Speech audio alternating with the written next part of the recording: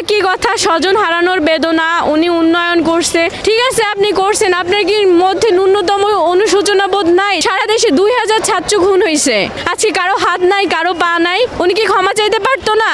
আমি অনেক দূর থেকে আসছি, যেমন কক্সবাজার থেকে আসছি দেখার জন্য। দেখছি আজকে উঠে দেখলাম সব পোড়া বাড়ি এখনো জ্বলতেছে, আগুন জ্বলতেছে। তারপর দেখলাম একটা যে মাটির হাড়ে একটা কুড়িয়ে পাইছিলাম, তো এটা আমার স্মৃতি হিসেবে রাখছি আর কি। হুট করে এসে লাইভে এসে কথা বলতে পারতেন, তারপরটা পরে দেখা যেত।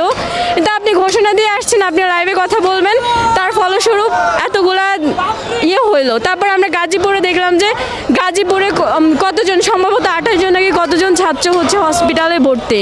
গাজীপুরে ঘটনা, আমি বলবো যে আমাদের প্রশাসন কোথায়, তারা কি করতেছে, কেন এই ঘটনাগুলো হচ্ছে? আজকে 6 মাস হয়ে গেছে, সরকারের কি দায়িত্ব?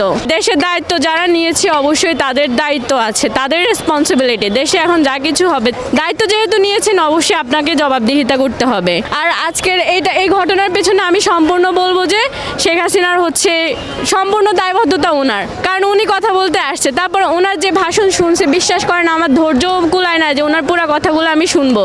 সেই একই কথা, স্বজন হারানোর বেদনা। উনি উন্নয়ন করছে, ঠিক আছে আপনি করছেন, আপনার কি মধ্যে ন্যূনতম অনুশোচনা বোধ নাই? সারা দেশে 2000 ছাত্র খুন হয়েছে, তারা আমাদের মতো ছাত্র স্টুডেন্ট ছিল, আমাদের মতো তারা স্বপ্ন দেখেছে, বড় হওয়ার স্বপ্ন দেখেছে, তিলে তিলে তাদের পরিবার তাদেরকে বড় করেছে।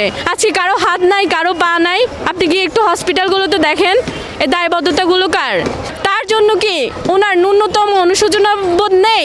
উনি কি ক্ষমা চাইতে পারতো না? দীর্ঘ 16টা বছর অনেক অত্যাচার নির্যাতন করছে। এখন মানুষের ভিতরে 16 বছরে একটা ক্ষোভ ছিল। মানুষ এখন স্বাধীনতা পাইছে, বাক স্বাধীনতা পাইছে, কথা বলার পাচ্ছে। এখন হয়তোবা মানুষ প্রতিহিংসামূলক কিছু একটা করতেছে। এটা আসলে প্রতিহিংসামূলক কিছু একটা বলা যায়, যে ওরা যে আমরা যে ক্ষতিগুলা করছে, আমাদের যে অত্যাচার করছে, আমরা তার প্রতিপক্ষে কিছু একটা করছি এরকম।